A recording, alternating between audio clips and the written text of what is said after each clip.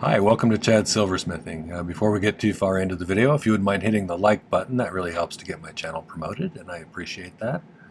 I also love it when people leave comments, so if you have questions or constructive criticism, or if you have a suggestion for a video, or if you just want to tell me how you do things, I like to hear those sorts of things as well. So leave a comment.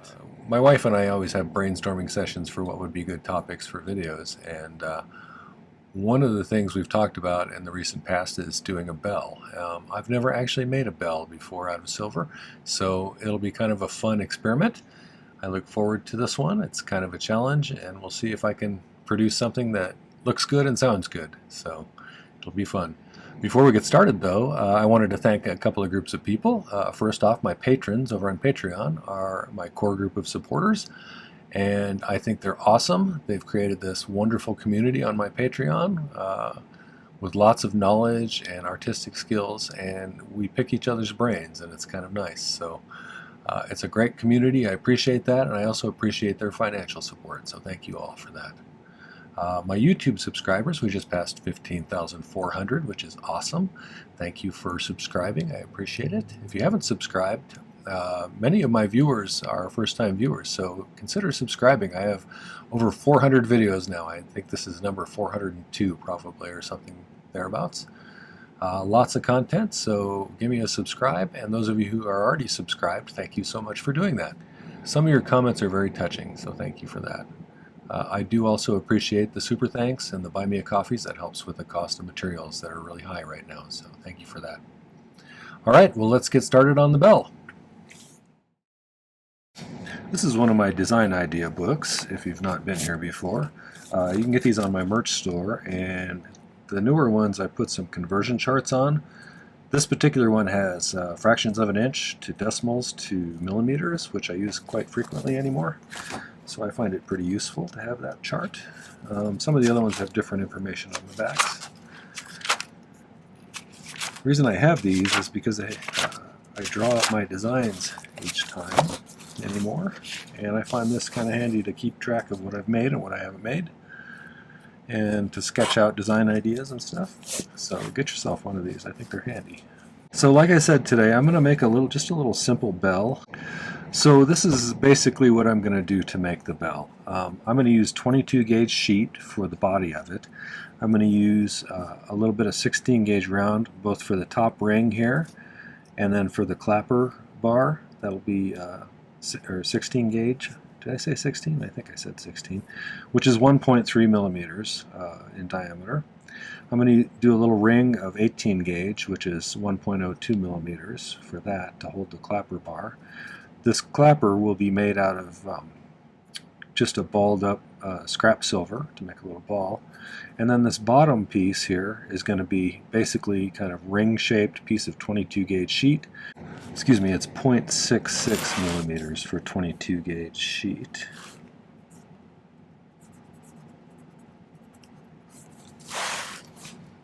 Okay, so to start with, let's take this 16 millimeter disc and let's dome it. And so we need a dapping block and some dapping punches.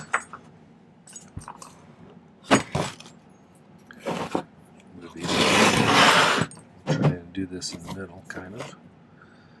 And we'll start off by doing a pretty, wide divot here. Divot? What do you call those? Concavity? We use a kind of a wide concavity here. And I'm going to use a dapping punch about that size, about a little bit bigger than the actual disc.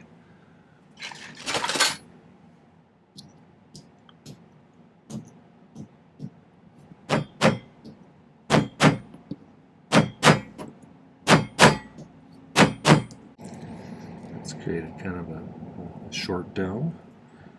Let's move down a size. I'm going to get a slightly smaller dapping punch.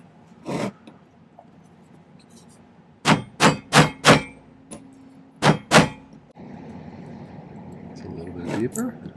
Grab a slightly smaller one. Just keep working my way down until I feel like I'm at the size that I want.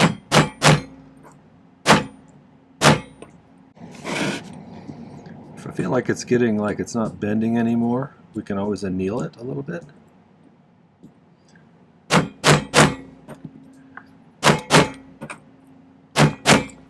If you're new to this, silver, like most metals, the more you work it, like twist it, bend it, pound on it, it gets harder and harder as the molecules inside of it kind of line up into a lattice. And then the only way to get it soft again is to heat it up. Well, I don't know if that's true, if that's the only way, but the way that most people get it soft again is by annealing it, where you take it up to kind of a dull red color with your torch, and then let it cool off, and that kind of re-randomizes the internal structure of it, which equates to having softer metal again. So do a little bit more and then anneal it, and then we'll see if we can take it a little smaller. So by now it's getting pretty hard, probably. You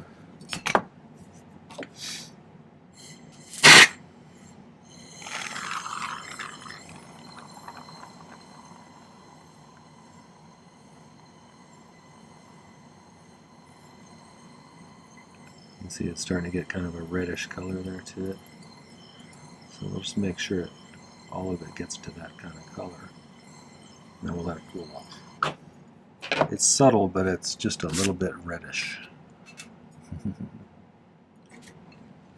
Alright, let's see if we can take it a little bit smaller.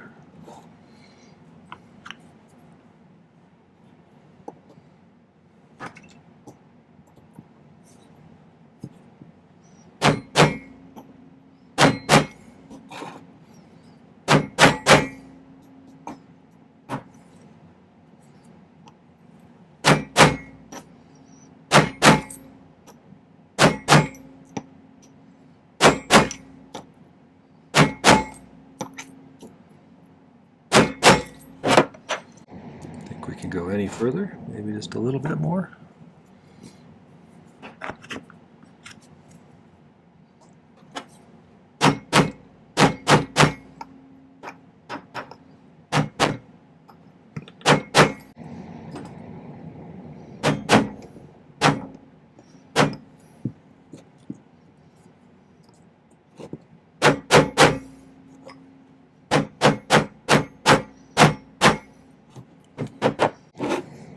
That seems pretty good.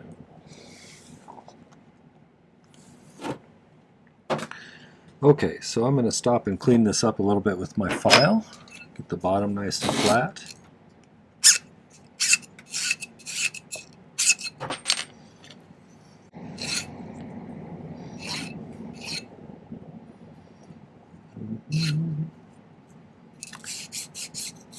Wanted to thank all the people who've downloaded my ebook. If you've not heard of that, it's a guide to my 2023 YouTube videos, and it includes things like materials list for each project, difficulty rating based on my subjective opinion, I suppose, a picture of my original sketch like I do in the sketchbook, and a picture of the final piece. It also includes some notes that I took about each piece, like things that are important to know if you're going to make the piece that may not have been mentioned in the video, or things like, did I enjoy making the piece? Was it hard to do? Did I like the result? Would I do it differently in some way in the future if I was to do it again? So some good information about each piece. And so those of you who've bought it, thank you. That's a great way to support my channel, and I do appreciate that. If you're interested in buying it, I'll put a link up here. So, kind of see now how wide this thing is.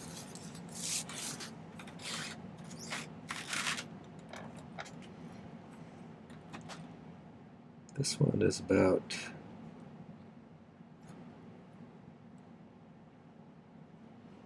12.5 millimeters, it looks like. So if we go 12.5, we do some math? Fun. 12.5 times 3.14. That's 27. 3 times 5 is 3. 39.25 millimeters. So let's call it, I think let's call it about 41 just to be safe. That gives us a little fudge room in case we, in case my calculations weren't right. But I'd rather have too much than too little. It's easier to subtract than it is to add stuff in. So what I was doing there is calculating from the diameter to get the circumference of a circle.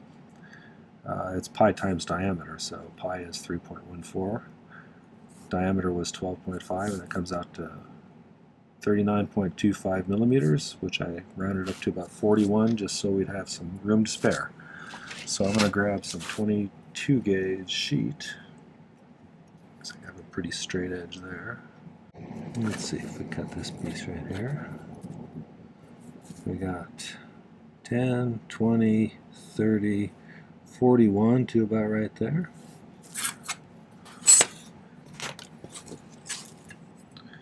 And let's I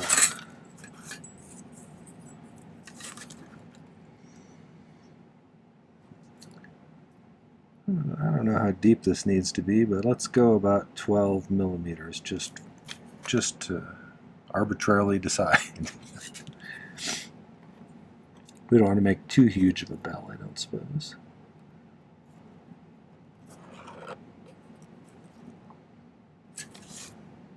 You can use your saw if you prefer on this kind of stuff. Just for real straight cuts like this, sometimes it's easier just to use some shears, especially on sheet that's pretty easy to cut. Alright, so let's flatten this out.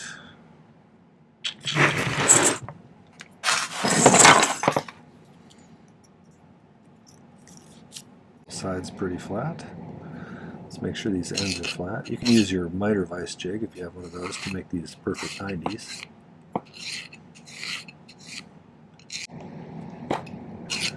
I'm probably going to cut off one of these ends anyway because I probably have it slightly too big, but we'll see when we make it round.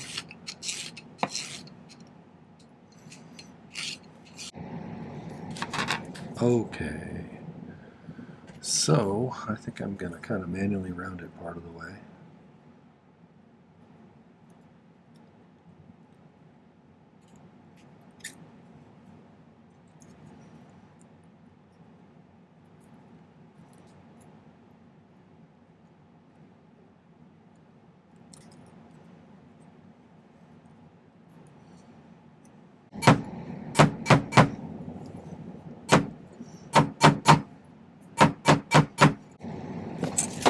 This should allow us to be able to kind of like set this domed piece on top of this and get a gauge for how much I need to take off here.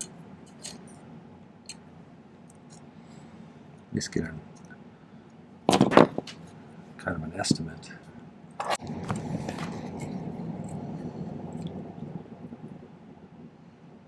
We're starting to get in the range here. That's pretty close, but it still sticks out here, so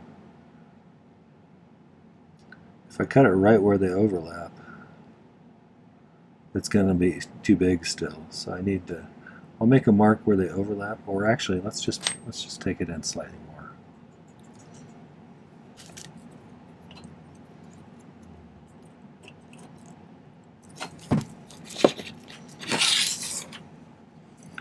Rather than guessing.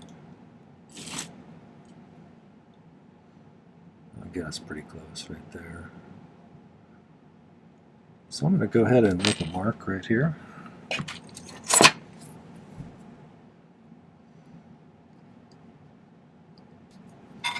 And we'll open that back up a little bit and I'll cut that off and file it.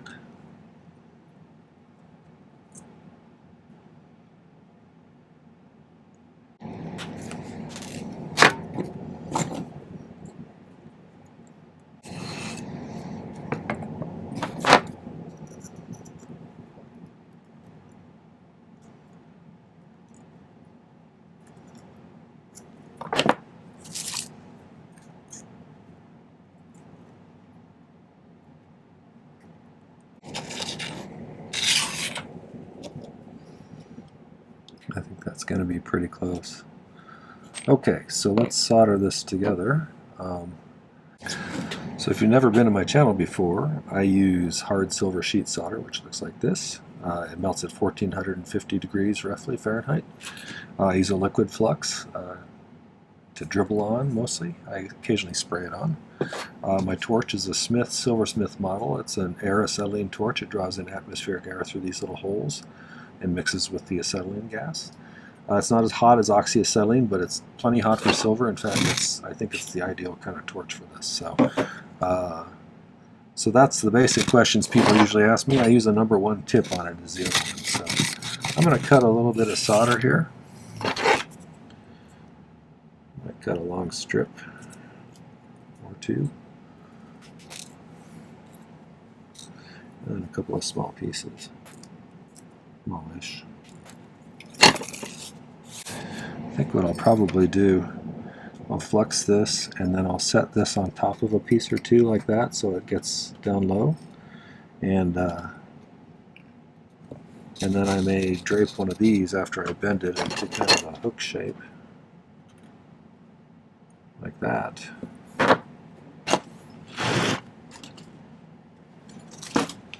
And after I flux it, I'll just drape it right over this spot here so that it has, you know, coverage when it flows.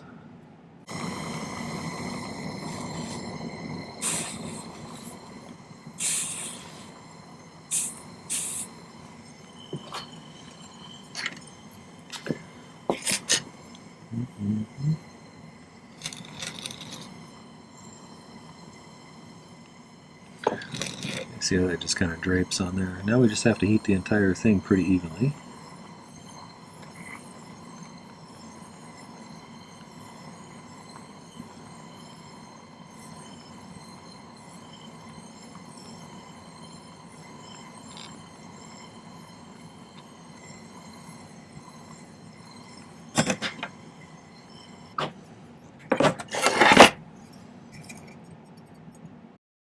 Now I'm going to spend a little time filing the ends flat. Make sure everything's all even. Then get rid of any excess solder that's on the inside. Take a little bit of this excess off the outside. Usually wait until it's round to do this, but there's a pretty thick spot there, so.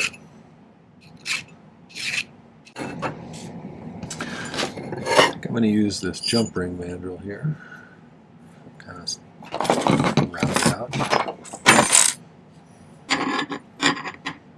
Normally I'd brace this on my knee, doing this kind of thing, but definitely flip it around and do it on both sides.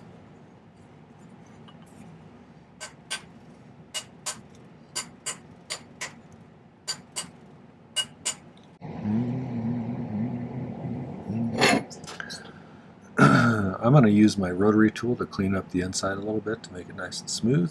I'll be right back. Cleaned up the inside now.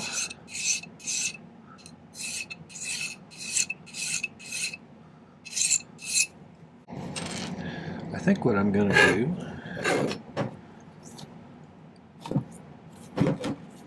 put this in here like this, and I'm going to flare this end into the bell of the bell. The bell of the ball. Let's start with a little smaller one to kind of get it started, like that. It may not flare evenly, especially where the solder joint is, so you might want to check it periodically and see if it's flaring everywhere. Kind of try and direct the force there, sometimes a little bit to even it out. It's flaring a little bit.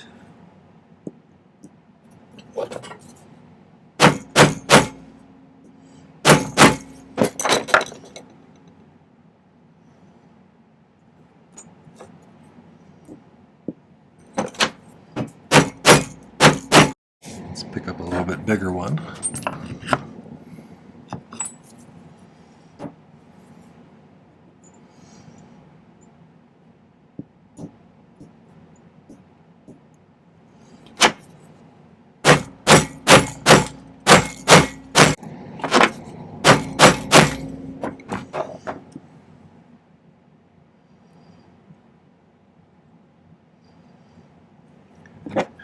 One other thing I'm going to do is, even though these are close, I want this to kind of naturally curve in here, and I have a little bit of filing room I can do there.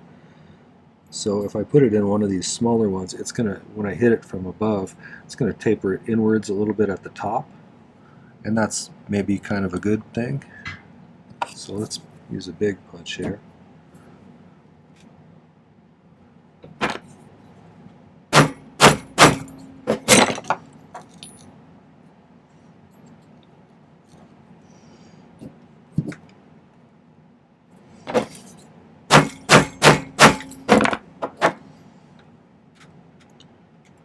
Yeah, curved inwards just a tiny bit.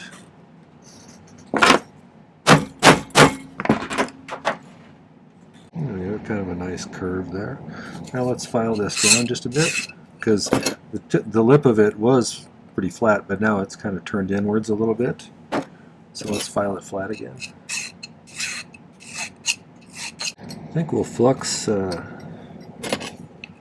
both of these, and I'll show you how I pick solder stuff. Pick soldering is a great skill to learn. If you're interested in learning how to pick solder, I'll put a link to a video that I have up there that kind of explains it. Okay, so let's get these all fluxed. And then I'm going to cut a little more smaller pieces of solder.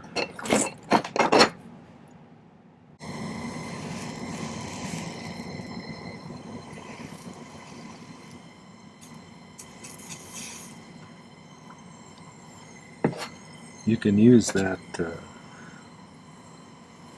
hammering of the dome shapes here to get rid of all that angst you have pent up inside of you.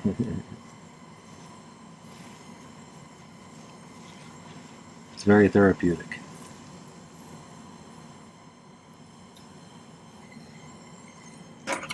Okay.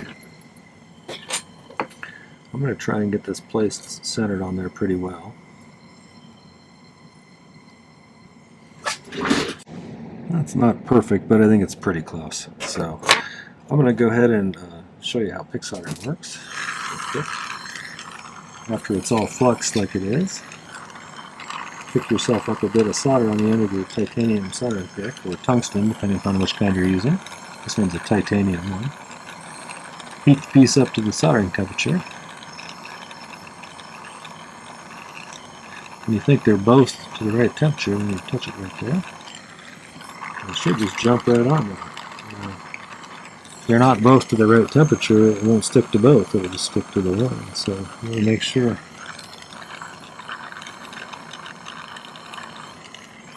you get them both up to reach that temperature.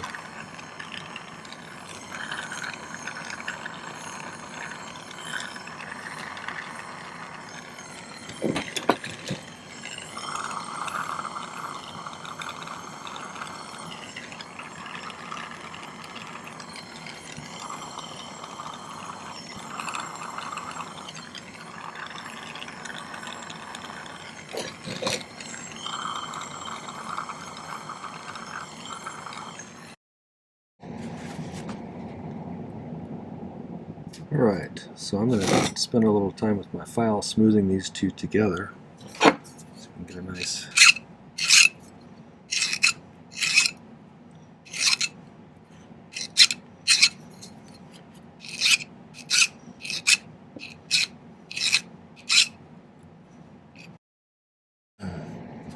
Okay, I filed that down for the most part, get it all cleaned up. So got it pretty regular, I think, and I filed the bottom a little bit flat too. So we need to do a couple of things now. We need to make a little silver ball, and we need to make an 18 gauge ring and a 16 gauge ring. And so, let's see. We also need to make the bar for the, what do they call them? Clanger? Clapper? That it'll be suspended from like that. So, so let's make a little silver ball first. Let me find some scrap wire. I've got a little cavity in this one right here that I carved out of the charcoal block with kind of a biggish ball burr, and that'll allow me to get less of a flat bottom on this when I melt a piece of silver in there. It's not usually perfectly round, but it's at least doesn't have a big flat bottom. And sometimes this is one of the not very frequent occasions where I would want that.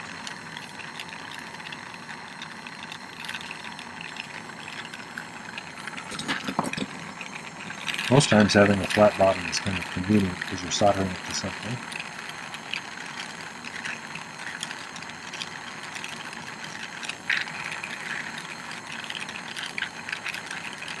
This is a 16 gauge round in there. While I have that in a place where it's not going to roll around, I'm going to go ahead and attach the bar to this, which is going to be our clapper. Every time I say that, I think of those old commercials about that device to turn your lights on and off.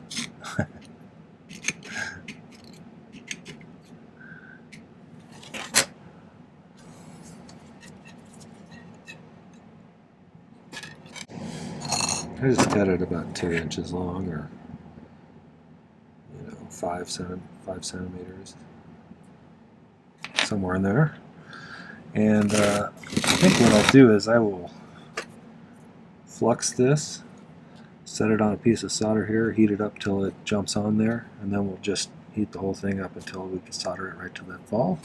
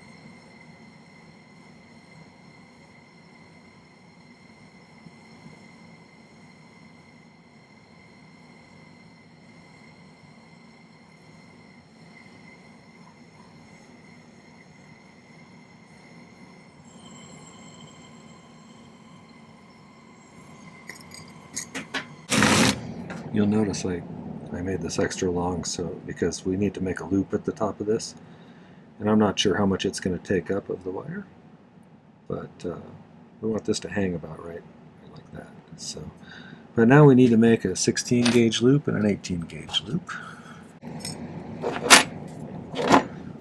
Solder that one shut, and then we'll solder it to the top of that.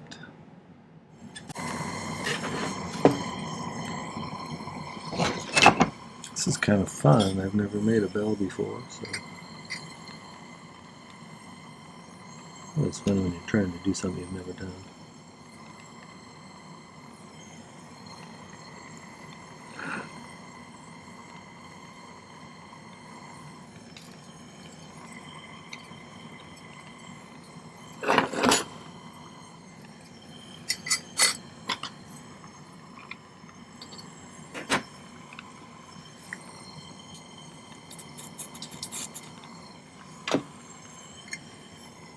Add a little bit of solder onto the top of the bell too.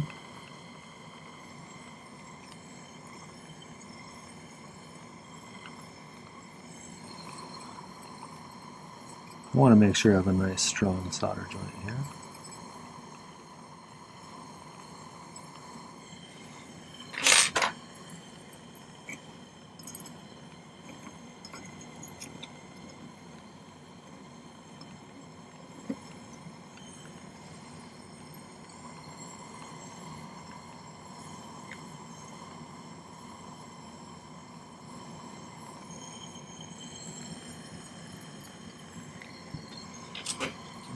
That looks pretty good.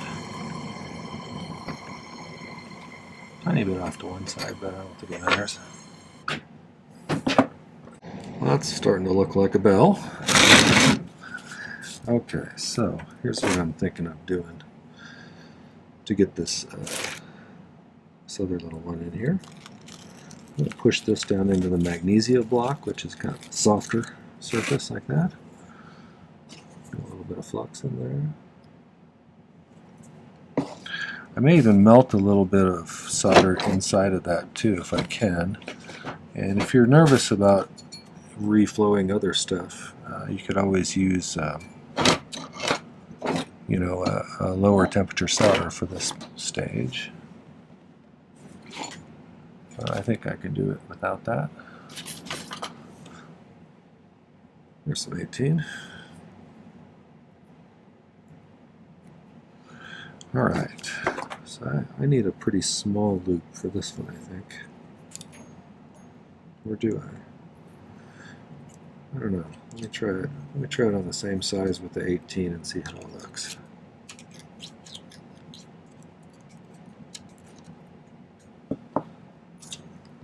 I think I can probably get that in there.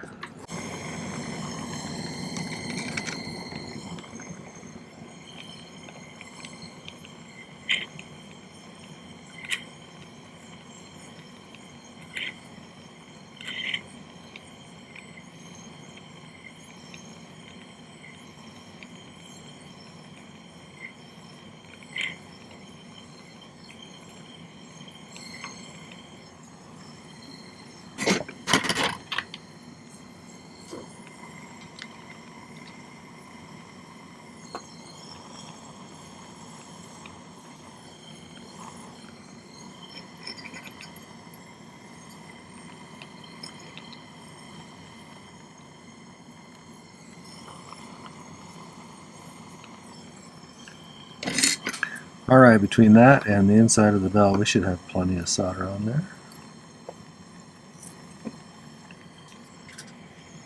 Problem is I have to go straight down with this guy. So I'm going to get this almost to the flow point. The solder in there is kind of protected from the heat. I'm going to be careful not to bump anything once I get everything flowing here.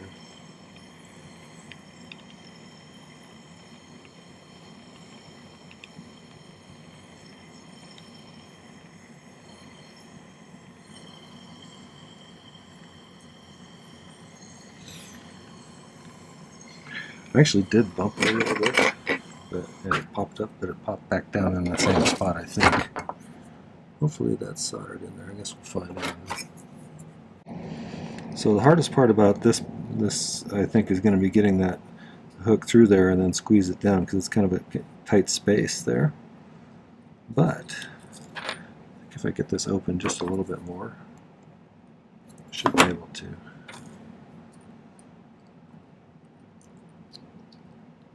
Oh, I got it over it. So now I just got to get some pliers in here and try and squeeze that shut. I think that's pretty good. So I'll get that cleaned up and polished and everything, and then we'll see how it looks on a chain. So that's a simple bell. That was really not that hard to make. I'm impressed that it came out so good from just real basic steps. So I think it's a good beginner project, maybe.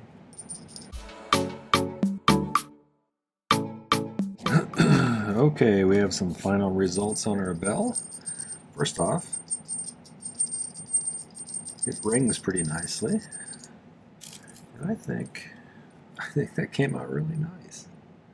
You know? For my first bell, I'd give myself a better grade than I did on my last project. So, I think that's probably an A- at least. Alright. So I'm not sure whether it'd look better on this kind of a chain or a more thicker kind of cable chain. But we'll see. One thing I thought about is it wouldn't have to be the centerpiece of something. You could make a whole bunch of these and put them on a bracelet or something. That would be kind of fun. Or you could make, you know, an additional piece to something else, you know, an additional dimension to its complexity, right? If we're being artistic. So, you know, something with a pretty stone and then also have one of these cool little bells hanging from it somewhere. That might be fun. So, overall, I'm very pleased. I'm happy, and next time maybe I'll make something a little more complicated as far as bells go, but this one came out nice as a simple one. So, probably a good practice beginner kind of project. So. Okay, well, that was the bell video. I hope you enjoyed that. If you did, make sure to hit the like button before you leave. And I'd love it if you'd go over to my main channel page and check out some of my other content. I have over 400 videos, like I said at the beginning. And there's almost certainly something that'll appeal to you. There's lots of different topics, there's skills, there's tools, there's projects, there's lots of things over there. So check them out. Subscribe to my channel. And view a few more videos. Before you leave too, also check out the video description down below. There's some important links. If you want to get my ebook, it's available down there. If you're interested in those nice design idea books, those are available on my merch store, and there's a link to that in my description. There's also a link to my Patreon, so check that out. Maybe you want to be part of that community. It's a nice place over there. So, all right, well, thanks for watching. Take care. Happy silversmithing.